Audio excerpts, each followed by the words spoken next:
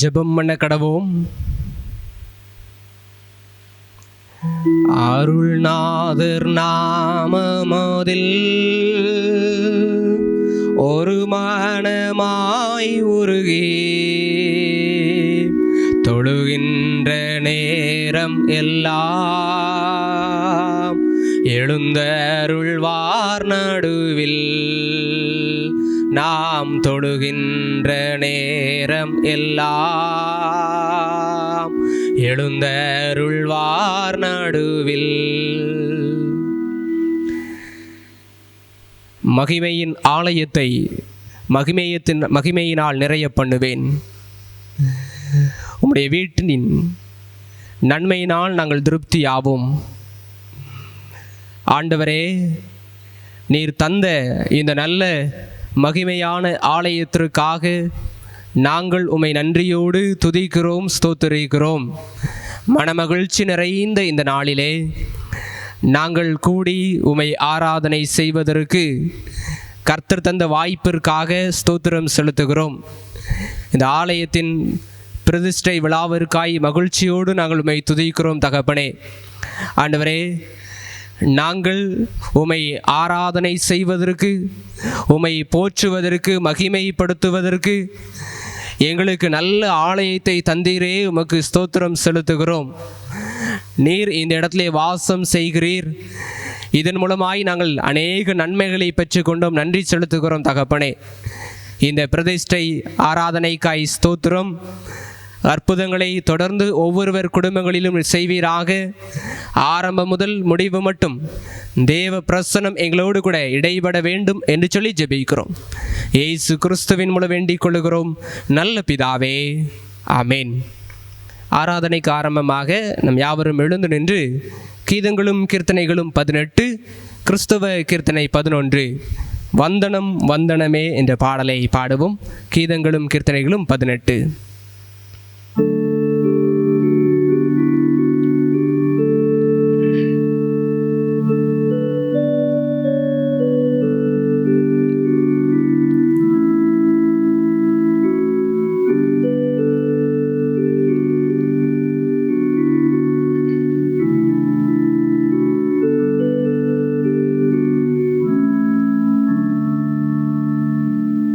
வந்தனம் வந்தனமே தேவ துந்துமி கொண்டிதமே, இதுவரையில் எமையே வளமாய் காத்த என் துரையே மிக தந்தன.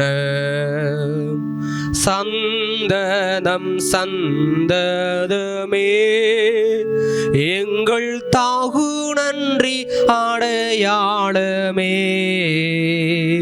நாங்கள் தாழ்ந்து வீழ்ந்து சரணம் செய்கையில் தாயை கூர்சுரர் பாதியே.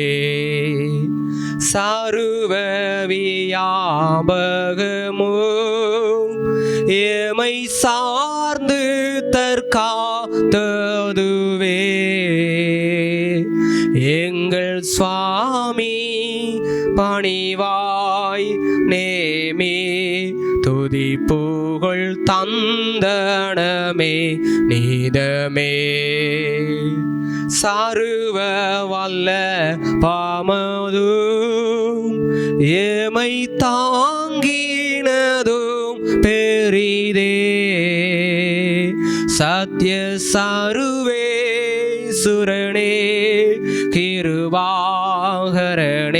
உன் சர்வத்துக்கும் துதியே. உந்தன் சர்வ ஞானமும் எங்கள் உள்ளந்தெரியும் யாவையும் பார்த்தாலோப்பே தருங்காவலேவோன் அருளுக்கோர் தாரும் புகழ் துதி துதியே. மாறா பூரணனே எல்லா வருடங்களிலும் எத்தனை உந்தன் வாக்கு தவறாதருளே பொழிந்திட்ட வல்லாவிக்கும் துதியே. வந்தனம் வந்தனமே தேவ துந்துமி கொண்டீதமே. இதுவரையில் எமையே வடமாய் காத்த எந்துரையே மிக தந்தன. ஜெபம் பண்ண கடவோம்.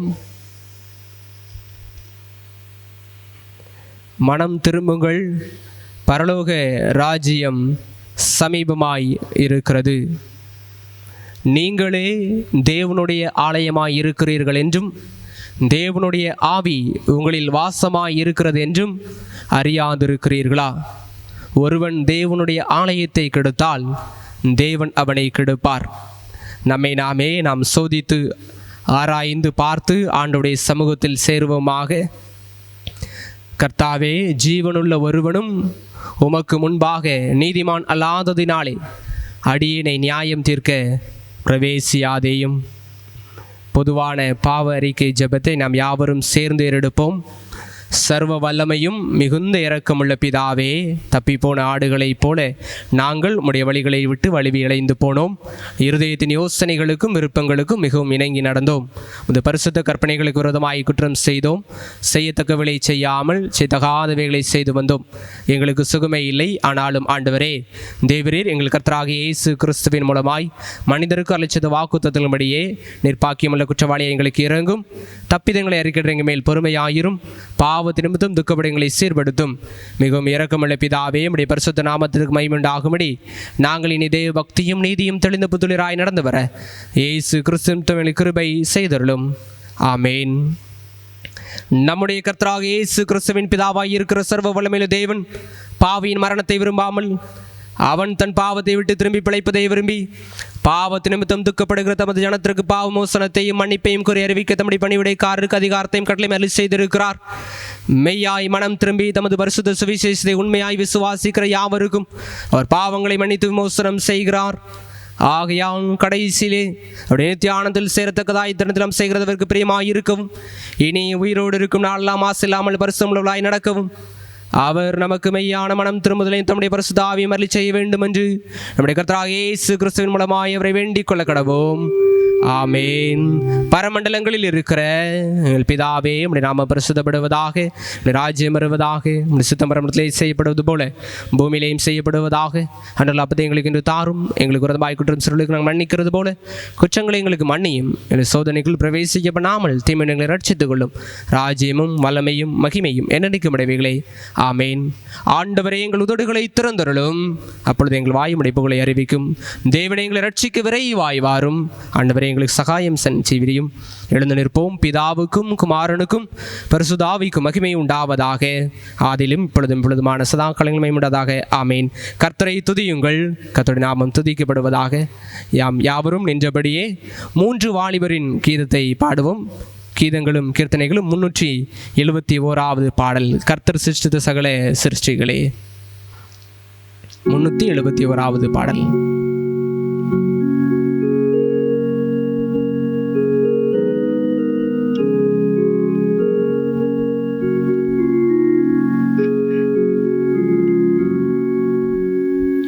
கர்த்தர் சிருஷ்டித்த சகல சிருஷ்டிகளே, கர்த்தரை போற்றி போற்றி புகழ்ந்து என்றென்றைக்கும் அவரை துதியுங்கள்.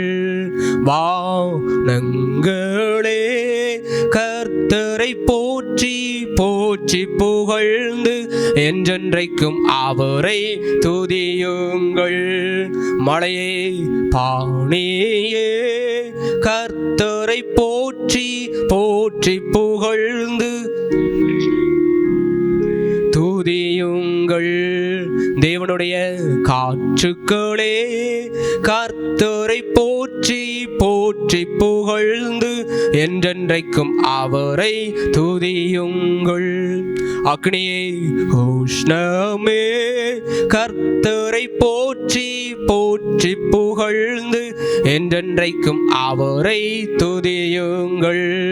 மாரிகாலமே கோடை காலமே கர்த்தரை போற்றி போற்றி புகழ்ந்து என்றென்றைக்கும் அவரை துதியுங்கள். இரவே பகலே கர்த்தரை போற்றி போற்றி புகழ்ந்து என்றென்றைக்கும் அவரை துதியுங்கள். ஒளியே இருளே கர்த்தரை போற்றி போற்றி புகழ்ந்து என்றென்றைக்கும் அவரை.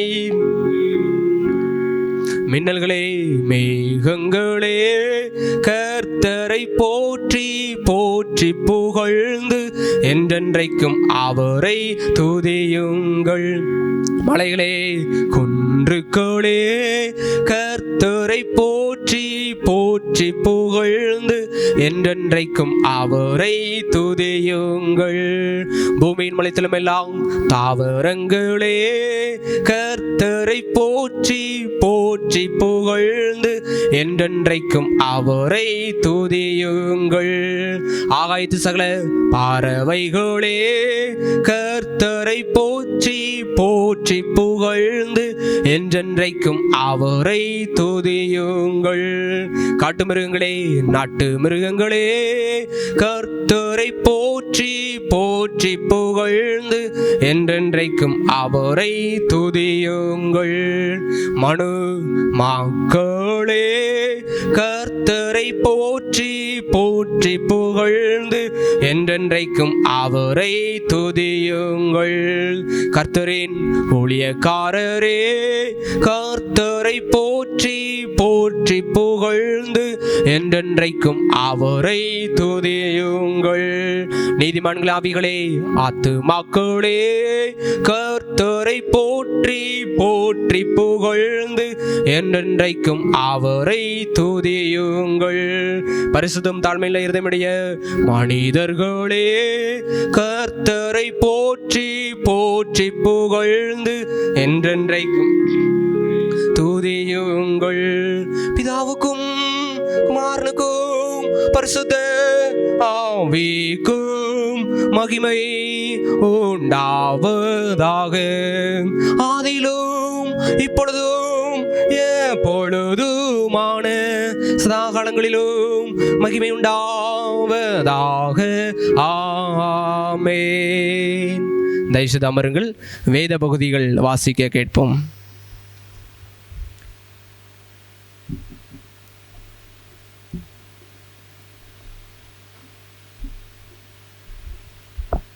வாசிக்கும்படியாய் குறிக்கப்பட்ட பழைய ஏற்பாட்டு வேத பகுதி 2 நாளாகமும் 7ஆம் அதிகாரம் 1வது வசனம் முதல் 16வது வசனம் வரை. சாலமோன் ஜெபம் பண்ணி முடிக்கிற போது அக்கினி வானத்திலிருந்து இறங்கி சர்வாங்க தகன பலியையும் மற்ற பலிகளையும் பட்சித்தது. கர்த்தருடைய மகிமையும் ஆலயத்தை நிரப்பிற்று. கர்த்தருடைய மகிமை கர்த்தருடைய ஆலயத்தை நிரப்பினதினால் ஆசாரியர்கள் கர்த்தருடைய ஆலயத்திற்குள் பிரவேசிக்க கூடாதிருந்தது. அக்கினி இறங்குகிறதையும் கர்த்தருடைய மகிமை ஆலயத்தின் மேல் தங்கியிருக்கிறதையும் இஸ்ரவேல் புத்திரர் எல்லோரும் கண்டபோது தலவரிசை மட்டும் தரையிலே முகங்குப்புற குனிந்து பணிந்து கர்த்தர் நல்லவர், அவருடைய கிருபை என்றும் உள்ளதென்று சொல்லி அவரை துதித்தார்கள். அப்பொழுது ராஜாவும் சகல ஜனங்களும் கர்த்தருடைய சந்நிதியில் பலிகளை செலுத்தினார்கள். ராஜாவாகிய சாலமோன் 22,000 ஆடுகளையும் 160,000 ஆடுகளையும் பலியிட்டான். இவ்விதமாய் ராஜாவும் சகல ஜனங்களும் தேவனுடைய ஆலயத்தை பிரதிஷ்டை பண்ணினார்கள். ஆசாரியர்கள் தங்கள் பணிவிடைகளை செய்து நின்றார்கள்.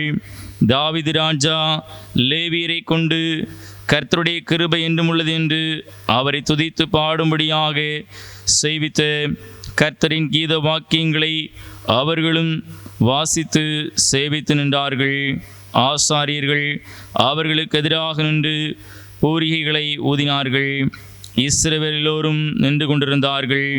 சாலமோன் உண்டாக்கின வெண்கல பலிபீடம் சர்வாங்க தகன பலிகளையும் போஜன பலிகளையும் நினத்தையும் கொள்ளுமட்டாதிருந்தபடியினால் கர்த்தருடைய ஆலயத்திற்கு முன்னிருந்திருக்கிற பிரகாரத்தின் நடு மையத்தை சாலமோன் பரிசுத்தப்படுத்தி அங்கே சர்வாங்க தகன பலிகளையும் சமாதான பலிகளையும் நினத்தையும் செலுத்தினான்.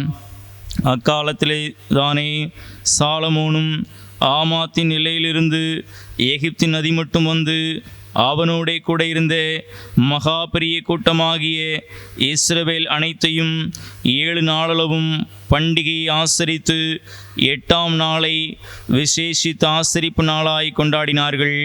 7 நாள் பலிபிடத்து பிரதிஷ்டையையும் 7 நாள் பண்டிகையும் ஆசரித்தார்கள். 7ஆம் மாதத்தின் 23ஆம் தேதியிலே தங்கள் கூடாரங்களுக்கு போக ஜனங்களுக்கு விடை கொடுத்தான். கர்த்தர் தாவீதுக்கும் சாலமோனுக்கும் தமது ஜனமாகிய இஸ்ரவேலுக்கும் செய்த நன்மைக்காக சந்தோஷமும் மனமகிழ்ச்சியுமாய் போனார்கள். இவ்விதமாய் சாலமோன் கர்த்தருடைய ஆலயத்தையும் ராஜ அரண்மனையும் கட்டி தீர்த்தான். கர்த்தருடைய ஆலயத்திலும் தன் அரண்மனையிலும் சாலமோன் செய்ய மனதாயிருந்ததெல்லாம் அனுகூலமாயிற்று. கர்த்தர் இரவிலே சாலமோனுக்கு தரிசனமாகி, நான் உன் விண்ணப்பத்தை கேட்டு இந்த ஸ்தலத்தை எனக்கு பலியிடும் ஆலயமாக தெரிந்து கொண்டேன். நான் மழையில்லாதபடிக்கு வானத்தை அடைத்து அல்லது தேசத்தை அழிக்க வெட்டுக்கிளிகளுக்கு கட்டளையிட்டு அல்லது என் ஜனத்திற்குள் கொள்ளை நோயை அனுப்பும்போது என் நாமம் தரிக்கப்பட்ட என் ஜனங்கள் தங்களை தாழ்த்தி ஜெபம் பண்ணி என் முகத்தை தேடி தங்கள் பொல்லாத வழிகளை விட்டு திரும்பினாள், அப்பொழுது பரலோகத்தில் இருக்கிற நான் கேட்டு அவர்கள் பாவத்தை மன்னித்து அவர்கள் தேசத்துக்கு சேமத்தை கொடுப்பேன். இந்த ஸ்தலத்திலே செய்யப்படும் ஜெபத்திற்கு என் கண்கள் திறந்தவைகளும் என் செவிகள் கவனிக்கிறவைகளுமாயிருக்கும். என் நாமம் இந்த ஆலயத்தில் என்னென்னைக்கும் இருக்கும்படி நான் இதை தெரிந்து கொண்டு பரிசுத்தப்படுத்தினேன். என் கண்களும் என் இருதயமும் எந்நாளும் இங்கே இருக்கும் என்பதை வாசிக்கும்படியாய் குறிக்கப்பட்ட வேத பகுதி வாசித்தாயிற்று.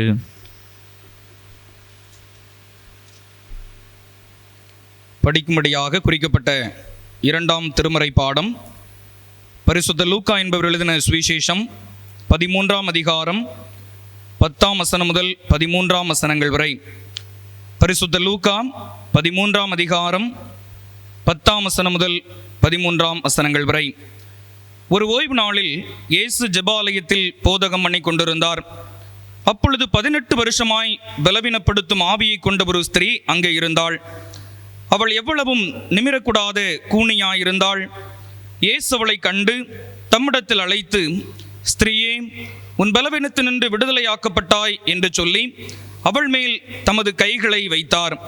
உடனே அவள் நிமிர்ந்து தேவனை மகிமைப்படுத்தினாள் என்பதை வாசிக்கும்படியாக குறிக்கப்பட்ட திருமறை பாடம் வாசித்தாயிற்று. கிறிஸ்துவுக்கே மகிமை உண்டாவதாக. ஆமென்.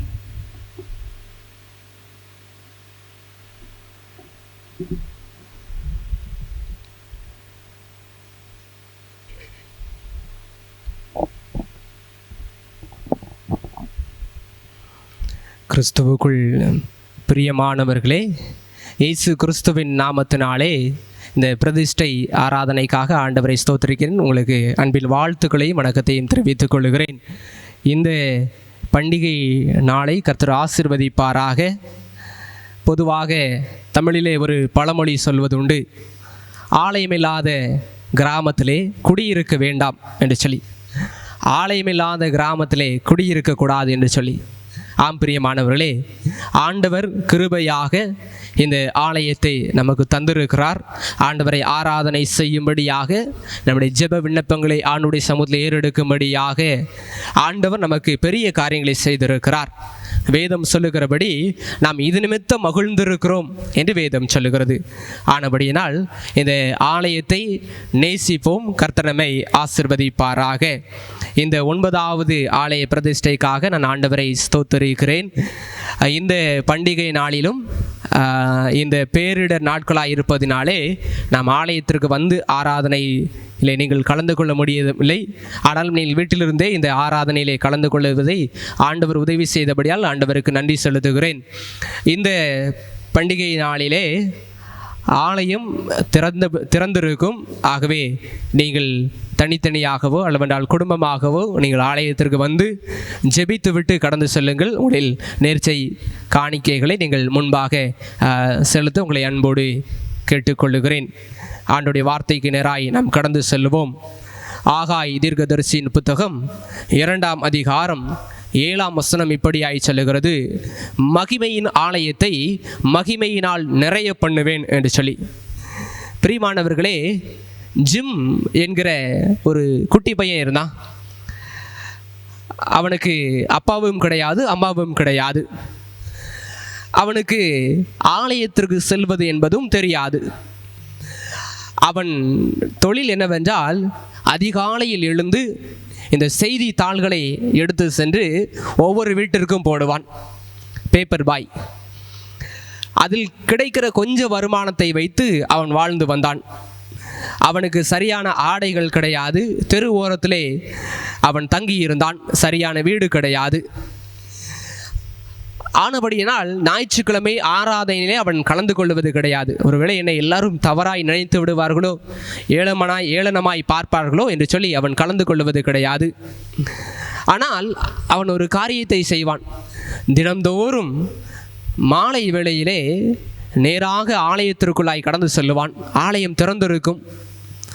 அவனுக்கு எப்படி ஜெபிப்பது என்றெல்லாம் தெரியாது. ஒரே ஒரு வார்த்தை சொல்லுவான், ஜீசஸ், ஜிம் வந்திருக்கிறேன். இயேசுவே, நான் ஜிம் வந்திருக்கிறேன். அவ்வளோதான். இந்த வார்த்தையை சொல்லிவிட்டு அவன் கடந்து சென்று விடுவான். இப்படியாக பல மாதங்கள் அவன் செய்து வந்தான். ஒரு நாள் அவன் இந்த செய்தித்தாள்களை ஒவ்வொரு இல்லத்திற்காய் அதிகாலை வேளையிலே போட்டுவிட்டு செல்லுகிற பொழுது ஒரு பெரிய விபத்திற்குள்ளாக அவன் சிக்கிக்கொண்டான். பேச்சு மூச்சு இல்லாமல் அவனை பொது மருத்துவமனையிலே கொண்டு சென்று சேர்த்திருந்தார்கள். இன்னும் சிறிது நேரத்திலே அவன் உயிர் பிரிந்து போகக்கூடிய சூழ்நிலை. இப்படிப்பட்ட வேளையிலே ஒரு நாளானது, 2 நாளானது.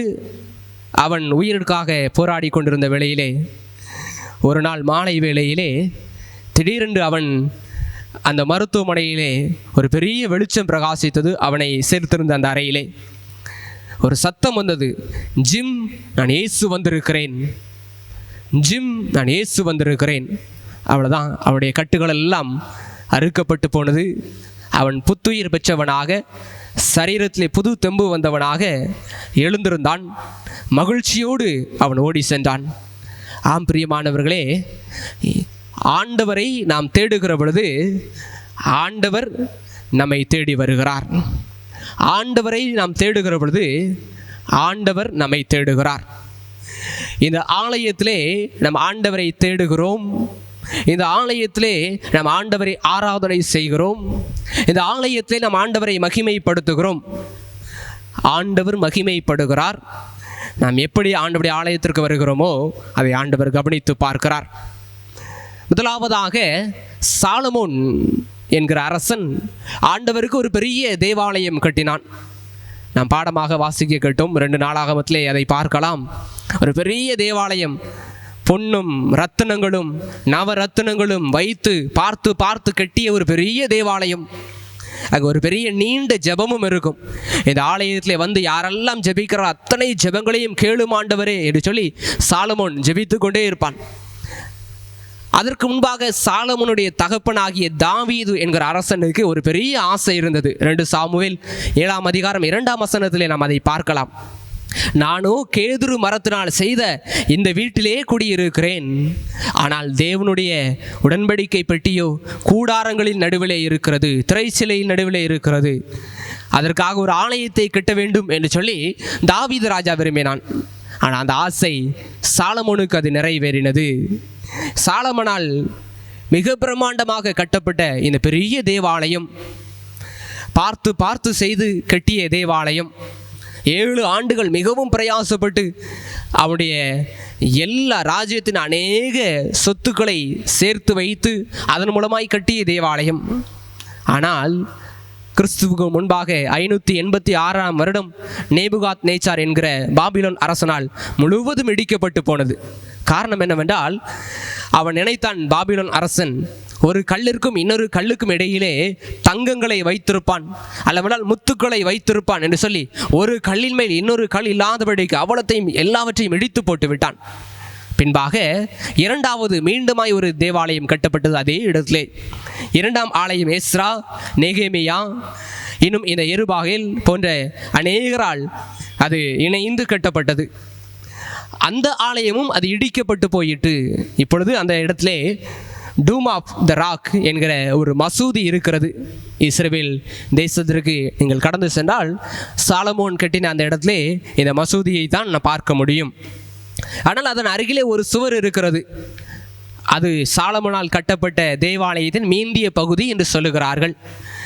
அதைத்தான் அவர்கள் கண்ணீரின் சுவர், அல்லவனால் மேற்கு சுவர் என்று சொல்லி அதை அழைக்கிறார்கள். அநேக இஸ்ரவேல் ஜனங்கள் அதிலே சென்று அழுது கண்ணீர் விட்டு ஜெபிப்பதனால் அதற்கு கண்ணீரின் சுவர் என்கிற பெயர் வந்தது. கிறிஸ்துவுக்கு முன்பாக 167 வருடத்திலே சீரியா தேசம் இஸ்ரவேலை அவர்கள் ஆட்சி செய்து வந்தது. யூதர்கள் இந்த சீரியாவுக்கு எதிராக மிகவும் அதிகமாய் கிளர்ச்சி செய்தார்கள். அதில் மிகவும் முக்கியமாக மத்தியா என்கிற ஒருவன், அவனுடைய 5 பிள்ளைகள், இவளெல்லாம் கிளர்ச்சி செய்து அவர்கள் மலையிலே ஓடி தங்கியிருந்தார்கள். அதை தள்ளுபடி ஆகமமாகிய மக்காபியர்களின் வரலாறிலே நாம் பார்க்க முடியும். இந்த மக்காபியர்கள் செய்தது என்ன? ஆண்டவர் எங்களுக்கு துணையாய் இருக்கிறார் என்பதை அவர்கள் மையமாய் வைத்து இந்த யூத சமுதாயத்தை சீரமைக்க வேண்டும், மீண்டும் ஆண்டுடைய ஆட்சி கீழாக கொண்டு வர வேண்டும் என்று சொல்லி மிகவும் பிரயாசம் எடுத்தார்கள். இந்த யூதர்கள் மிகவும் முக்கியமாக இந்த மக்காபியர்கள் இந்த எருசலேமுக்கு கடந்து வருவார்கள். அந்த ஆலயம் மிகவும் பரிதாபமாய் காணப்பட்டது. காரணம் என்னவென்றால், சீரியர்கள் அதை தீட்டுப்படுத்தி அதில் ஜியோஸ் என்கிற கடவுளுக்கு பலிபீடங்கள் எல்லாம் கட்டி ஆலயம் முழுவதும் அசுத்தமாய் காணப்பட்டது.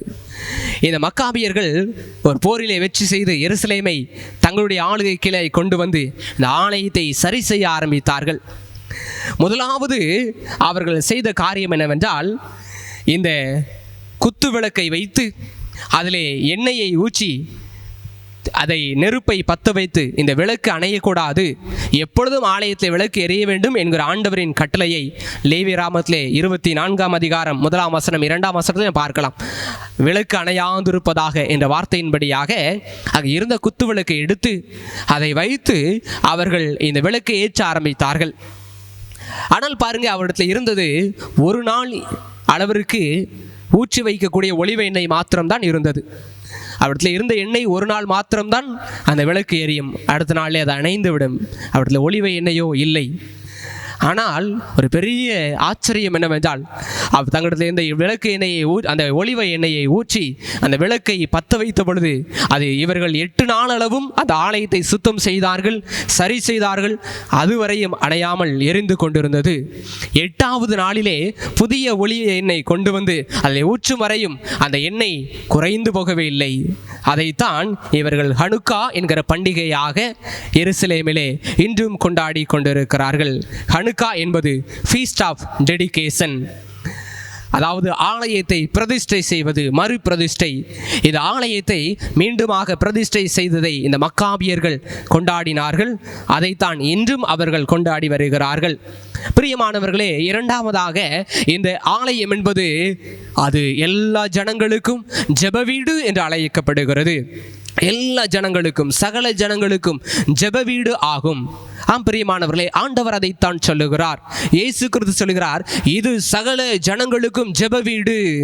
ஆதியாகமம் 28 அதிகாரம் 19 வசனத்தில் நாம் பார்த்தோமானால் பெத்தேல் என்கிற வார்த்தை கடந்து வரும். பெத்தேல் என்பதற்கு தேவனுடைய வீடு என்று சொல்லி அர்த்தமாம். பெத் என்றால் வீடு, ஏல் என்றால் தேவன், தேவனுடைய வீடு என்று சொல்லி அர்த்தமாம். அதற்கு முன்பாக இந்த யாக்கோபு அதற்கு பெயர் வைப்பதற்கு முன்பாக அதற்கு லூஸ் என்கிற பெயர் இருந்தது. லூஸ் ஏனென்றால் பாதாம் மரங்கள் நிறைந்த ஒரு இடம். அந்த இடத்திற்கு தான் பெத்தேல் என்று சொல்லி அவன் பெயர் வைத்து அங்கே ஜெபிக்க ஆரம்பித்தான். ஆம் பிரியமானவர்களே, இந்த பெத்தேல் அல்லவென்றால் தேவனுடைய வீடு என்பது ஜெப வீடு, ஜெபிக்கிற ஒரு இடம். ஏசாயா தீர்க்கதரிசியின் புத்தகம் 56ஆம் அதிகாரம் 7ஆம் வசனத்தில் பார்த்தோமானால் சகல ஜனங்களுக்கும் இது ஒரு ஜெப வீடு. லூக்கா எழுதின சுவிசேஷம் 13ஆம் அதிகாரத்திலே 10ஆம் வசனம் முதல் 13ஆம் வசனம் வரையும் ஒரு சம்பவம் குறிக்கப்பட்டிருக்கும். அங்கே ஒரு பெண் இருந்தால், 18 வருடமாக நிமிரக்கூடாத கூனியாய் இருந்தாள். இன்றும் அநேகருக்கு பல வியாதிகள் இருக்கிறது, பல பலவீனங்கள் இருக்கிறது. ஆனால் இந்த நிமிரக்கூடாத குனிந்தே நடந்த இந்த பெண்ணோ அவள் செய்த காரியம் என்ன தெரியுமா? எப்பொழுதும் தேவனுடைய ஆலயத்திற்கு கடந்து வருவாள், எப்பொழுதும் ஆண்டுடைய ஆலயத்திற்கு கடந்து வருவாள். ஓய்வு நாளான பின்பெல்லாம் ஆலயத்திற்கு கடந்து வந்து ஜெபிக்கிற பழக்கத்தை வைத்திருந்தாள். பிரியமானவர்களே, இன்று நம் அநேகர் ஆலயத்துக்கு வருவதை நிறுத்திவிட்டோம். ஆண்டவர் எனக்கு என்ன செய்து விட்டார், எனக்கு இந்த வியாதி இருக்கிறது, அல்லது நான் ஆலயத்திற்கு போனால் என்னை எல்லாரும் என்ன நினைப்பார்கள் என்று சொல்லி அநேகர் நிறுத்திவிட்டார்கள். ஆனால் இந்த பெண்ணோ ஆலயத்துக்கு வருவதை நிறுத்தவே இல்லை. தேவாலயத்திற்கு தினந்தோறும் ஜெபாலயத்திற்கு கடந்து வந்தாள். பிரியமானவர்களே, அதன் விளைவு என்ன தெரியுமா? இயேசு அங்கே வந்தார், இயேசு இவளை தொட்டார், இயேசு பரிபூர்ண விடுதலையை கொடுத்தார். இன்றும் விடுதலை கொடுக்கிற இயேசு தேவாலயத்தில் உலாவிக் கொண்டிருக்கிறார். 1 சாமுவேலின் புத்தகம் 1ஆம் அதிகாரம் 10ஆம் வசனத்தை பார்த்தோமானால் அன்னாள் என்கிற ஒரு பெண்ணை நாம் பார்க்க முடியும். அன்னாளோ அவள் மிகுந்த வேதனை உள்ளவள். காரணம் என்ன தெரியுமா? அவளுக்கு பிள்ளை கிடையாது. அவளை அவளுடைய கணவனுடைய இன்னொரு மனைவி அவமானப்படுத்தினாள், மிகவும் பரியாசப்படுத்தினாள். மிகுந்த காயப்பட்ட உள்ளத்தோடு, வேதனைப்பட்ட உள்ளத்தோடு, சாப்பிடக்கூட மனதில்லாமல் காணப்பட்டு கொண்டு கண்ணீரோடு காணப்பட்டாள். ஆனால் அவள் செய்த காரியம் என்ன தெரியுமா? தேவாலயத்தில் ஓடி சென்று கண்ணீரோடு கூட ஆண்டவரை நோக்கி ஜெபித்தாள். ஆண்டவர் அந்த ஜெபத்தை கேட்டு சாமுவேலை தந்தார். ஆம் பிரியமானவர்களே, அற்புதங்களை செய்கிற ஆண்டவர் அவர் உலாவிக் கொண்டிருக்கிறார். ஜெபத்திலே இந்த நான் பார்த்தோமானால் 4 காரியங்களை நான் பார்க்க முடியும். 2 நாளாகமத்தின் புத்தகம் 7ஆம் அதிகாரம் 14ஆம் வசனத்தை அதை தெளிவாக சாலமோன் அரசன் குறிப்பிடுகிறான். தாழ்மையின் ஜெபம், அதைத்தான் சொல்லுகிறான், என் ஜனங்கள் தங்களை தாழ்த்தி என்று சொல்லி. தாழ்மையின் ஜெபம். ஜெபம் என்பது தேவனுக்கு நாம் கட்டளையிடுவது கிடையாது. இப்பொழுது அநேகர் கட்டளையிட ஆரம்பிச்சிட்டாங்க. ஆண்டவரே இதை நீர் செய்யும், செய்யவில்லை என்றால் என்று சொல்லியெல்லாம் ஆண்டவரை கட்டளையிட ஆரம்பித்து விட்டார்கள். அல்லவே அல்ல. ஜெபம் என்பது தாழ்மையின் ஜெபம். நம்முடைய விண்ணப்பங்களை, வேண்டுதல்களை ஆண்டவரிடத்திலே ஊற்றக்கூடிய இடம், ஆண்டவரிடத்திலே மன்றாடக்கூடிய இடம், ஆண்டவரிடத்திலே கால்களை பிடித்து கதறக்கூடிய இடம். அதுதான் தாழ்மையின் ஜெபம். இரண்டாவதாக இந்த ஜெபம் என்பது ஆண்டவரிடத்திலே சப்ளிகேஷன் என்று சொல்லுவோம், விண்ணப்பங்களை வைக்கிறது. மூன்றாவதாக தேவ சித்தத்தை அறிந்து ஜெபிக்க வேண்டும், அவருடைய முகத்தை நாம் தேட வேண்டும். நான்காவதாக மனம் திரும்புதல் காணப்பட வேண்டும். ஏதோ ஜெபித்தோம் என்று கடந்து செல்வதல்ல, மனம் திரும்புதல் காணப்பட வேண்டும். தங்களை தாழ்த்தி ஜெபம் பண்ணி அவர்கள் மனம் திரும்பினால் தேசத்திற்கு சேமத்தை கொடுப்பேன் என்று ஆண்டவர் சொல்லுகிறார். பிரியமானவர்களே, இன்று ஆராதனை என்பது சடங்காச்சாரமாய் அநேக இடங்களிலே மாறி போய்விட்டது. சிலர் திருமணத்திற்காக மாத்திரம் ஆராதனைக்கு வருவார்கள் ஆலயத்திற்கு. சிலர் ஆராதனைக்கு அல்லவென்றால் ஆலயத்திற்கு போவதே, இந்த ஆலயத்தில் மியூசிக்லாம் சரியில்லை, அங்கே ஒரு இடத்துல நல்லா மியூசிக் போடுவாங்கய்யா, ரொம்ப அழகாக இருக்கும், கேட்குறதுக்கு நல்லா இருக்கும், அதனால் அங்கே போகிறேன். சிலர் நடனத்துக்காகவே போகிறாங்க இல்லையா, டான்ஸ் ஆடுறதுக்கு. சிலர் நல்லா புகை போடுவாங்க, புகை போட்டு அந்த நடனம் ஆடி பப்பு இல்லைனா கிளப்பு மாதிரி மாறிவிட்டது. இப்படிப்பட்ட காரியங்கள் நடந்து கொண்டு இருக்கிறது. ஆனால் வேதம் தெளிவாய் சொல்லுகிறது, இது பரிசுத்தமான இடம், இது பரிசுத்தமான இடம். ஆண்டவர் பரிசுத்தமான ஆண்டவர். ஆண்டவர் இப்படிப்பட்ட காரியத்தை விரும்புவதே இல்லை.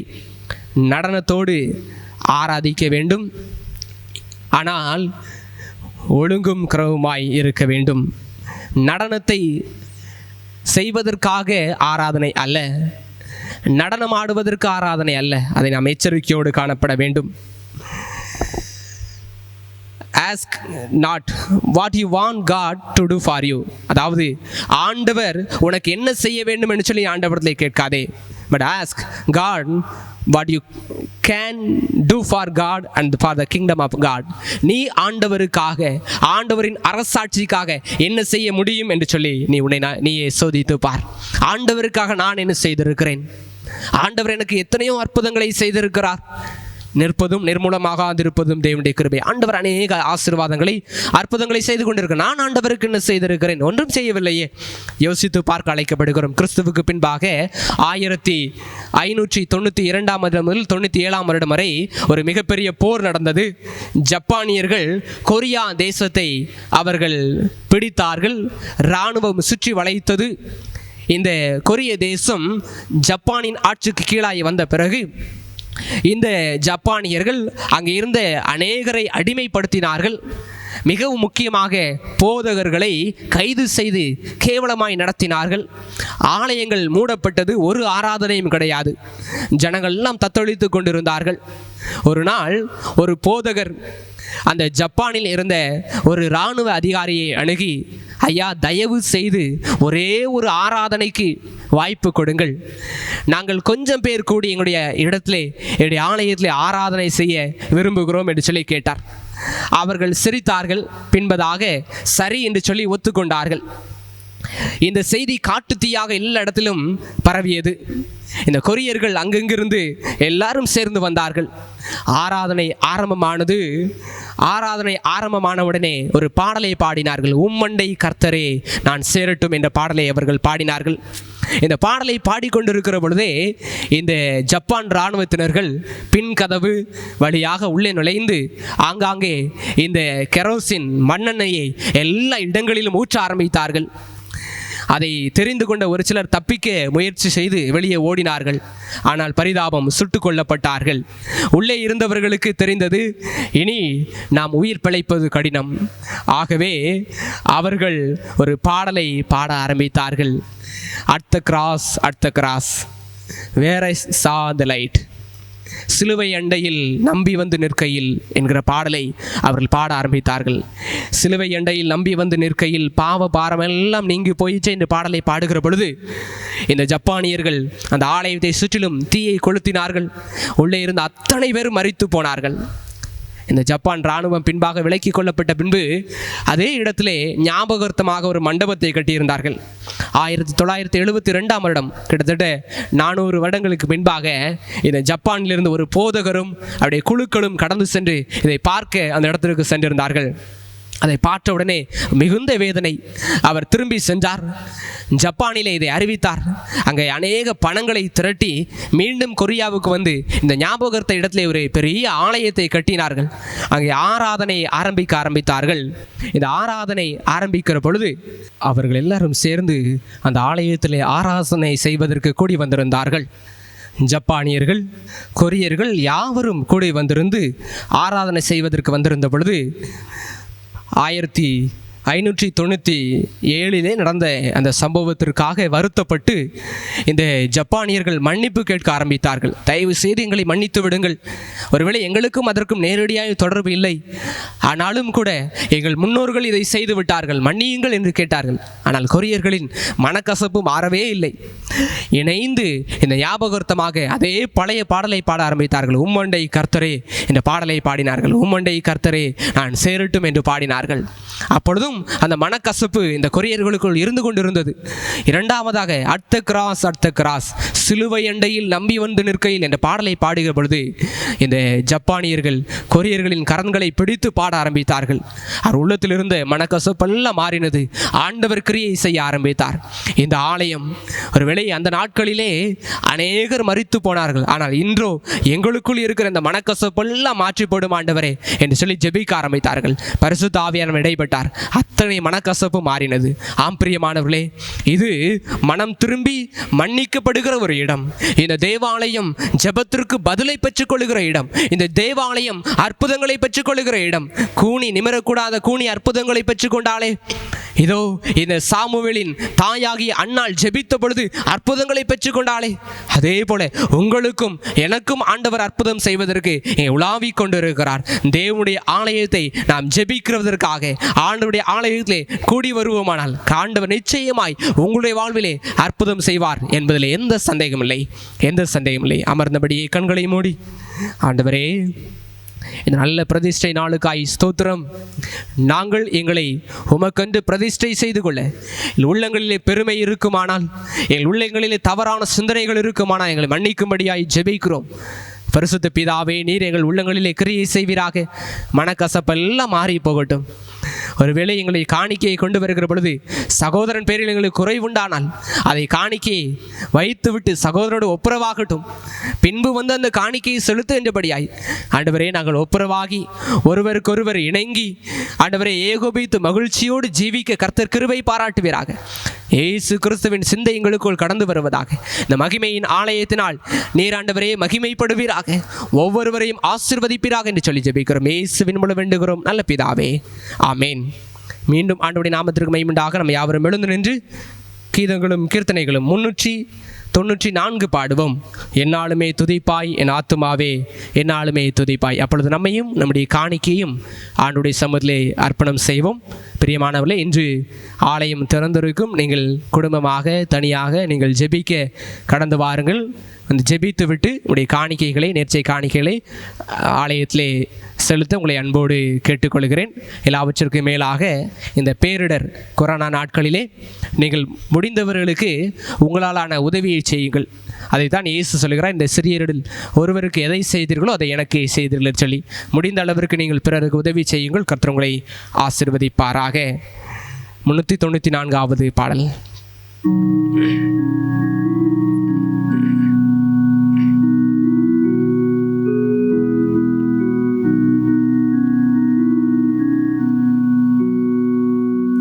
என்னாலுமே துதிப்பாய் என் ஆத்துமாவே, நீ என்னாலுமே துதிப்பாய். இந்நாள் வரையினில் உன்னதனார் செய்த, இந்நாள் வரையினில் உன்னதனார் செய்த என்னில்லா நன்மைகள் யாவும் மறவாது என்னாலுமே துதிப்பாய். பாவங்கள் எத்தனையோ நீனையாதிருந்தாரும், பாவங்கள் எத்தனையோ பாழான நோயை அகற்றி குணமாக்கி, பாழான குணமாக்கி பாரினில் வைத்த மகாதயவை எண்ணி என்னாலுமே துதிப்பாய். தந்தை தன் பிள்ளைகட்கு தயவோடிரங்கானோ, தந்தை தன் பிள்ளைகட்கு எந்த வேளையும் அவரோடு தங்கினாள், எந்த வேளையும் அவரோடு தங்கினாள். ஏற்றி பாராட்டியே தூக்கி சுமப்பாரே என்னாலுமே துதிப்பாய். என் ஆத்துமாவே, நீ என்னாலுமே துதிப்பாய். ஜெபம் செய்வோம். நேசிக்கிற எங்கள் நல்ல தகப்பனே, இந்த நல்ல பண்டிகை நாளுக்காய் ஸ்தோத்திரம் செலுத்துகிறோம். மனமகிழ்ச்சி நாளிலே உம்மை துதிக்கும்படியாக, மகிமைப்படுத்தும்படியாக கர்த்தர் தந்த வாய்ப்பிற்காய் ஸ்தோத்திரம். ஒவ்வொரு குடும்பங்களின் ஆசீர்வதிப்பீராக. ஒவ்வொரு குடும்பங்களுக்கும் நன்மையும் கிருபையும் நிறைவாய் உண்டாகட்டும். தகப்பனே, நீரே எங்கள் துணையாக, நீரே எங்கள் கேடகமாக, நீரே எங்கள் அடைக்கலமாக, நீர் எங்கள் பாதுகாவலாய் இருக்கும்படியாய் ஜெபிக்கிறோம். நானே உன் பரிகாரியாகிய கர்த்தர் என்று சொன்ன தகப்பன் அல்லவா, பரிகாரியாய் இருந்து வழி நடத்துவீராக, அற்புதங்களை செய்வீராக என்று சொல்லி ஜெபிக்கிறோம். ஆண்டவரே, இந்த மகிமையின் ஆலயத்திலே மகிமையை ஆண்டவரே உம்முடைய மகிமையை நிறைவாய் நாங்கள் காண உதவி செய்யும்படியாய் ஜெபிக்கிறோம் தகப்பனே. ஆண்டவரே, நாங்கள் அற்புதங்களை பெற்றுக்கொள்ளத்தக்கதாய் ஆசீர்வதிக்கும்படியாய் ஜெபிக்கிறோம் தகப்பனே. நீ நன்மை செய்கிற தகப்பன், எங்களுக்கு நன்மை செய்வீராக, குடும்பங்களை கட்டுவீராக, சிறியோர் பெரியோர் யாவரையும் ஆசீர்வதிப்பீராக. இந்த தேவாலயம் தொடர்ந்து ஆண்டவரே அநேகருக்கு நன்மை பயப்பதாக, அநேக குடும்பங்கள் ஆண்டவரே இணைந்து ஆண்டவரை துதிக்க நீர் உதவி செய்யும்படியாய் ஜெபிக்கிறோம் தகப்பனே. இணைந்து கிறிஸ்துவின் சிந்தையை வெளிப்படுத்த உதவி செய்யும். பண்டிகை நாட்களில் மகிழ்ச்சியோடு காணப்பட உதவி செய்வீராக. தேவாலயத்தின் நன்மையினால் ஒவ்வொருவரையும் திருப்தியாக்கும்படியாய் ஜெபிக்கிறோம். எருசலேமே உன்னை நேசிக்கிறவர்கள் சுகித்திருப்பார்களாக என்றபடியாய் ஆண்டவரே இந்த ஆலயத்தை நேசிக்கிற ஒவ்வொருவரும் சுகித்திருக்கட்டும், வாழ்ந்திருக்கட்டும் என்று சொல்லி இயேசுவின் நாமத்தினாலே ஆசீர்வதிக்கிறோம். கர்த்தர் தாமே அற்புதங்களை செய்யுங்க, வழி நடத்துவீராக. பெரிய காரியங்கள் ஒவ்வொரு குடும்பங்களிலும் மகிழ்ச்சி நிறைந்த காரியங்கள் நடக்கட்டும், சமாதானம் உண்டாகட்டும். இயேசு கிறிஸ்துவின் மூலம் வேண்டிக் கொள்கிறோம் எங்கள் நல்ல பிதாவே. நம்முடைய கர்த்தராகிய இயேசு கிறிஸ்துவின் கிருபையும் பிதாவாகிய தேவனுடைய அன்பும் பரிசுத்தாவின் ஐக்கியமும் சமாதானம் வழி நடத்துதலும் இன்றும் என்றும் மனதின் நிறைவாய் தங்கியிருப்பதாக. ஆமேன். என் ஆத்துமாவே கர்த்தரை ஸ்தோத்திரி, என் முழு உள்ளமே அவர் பரிசுத்த நாமத்தை ஸ்தோத்திரி. என் ஆத்துமாவே கர்த்தரை ஸ்தோத்திரி, என் முழு உள்ளமே அவர் பரிசுத்த நாமத்தை ஸ்தோத்திரி.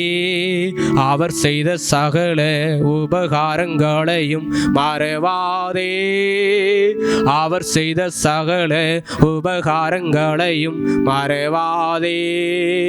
என் ஆத்துமாவே கர்த்தரை ஸ்தோத்திரி, என் முழு உள்ளமே அவர் பரிசுத்த நாமத்தை ஸ்தோத்திரி ஸ்தோத்திரி. எங்கள் கண்மலையும் மீட்பெருமாகிய கர்த்தாவே, வாயின் வார்த்தைகளும் இருதயத்தின் தியானமும் எப்பொழுதும் உடைய சமூகத்தில் பிரீதியாய் இருப்பதாக. ஆமீன். கர்த்தர் உங்களோடு இருப்பாராக, நாவிடம் இருப்பாராக. தேவ சமாதானத்தோடு கடந்து செல்ல கடவோம் கர்த்தருடைய நாமத்தினாலே. ஆமீன் ஆமீன். யாவருக்கும் பண்டிகையின் வாழ்த்துக்களையும் வணக்கத்தையும் தெரிவித்துக் கொள்கிறேன். கர்த்தர் உங்களை நிறைவாய் ஆசீர்வதிப்பாராக. ஆமீன்.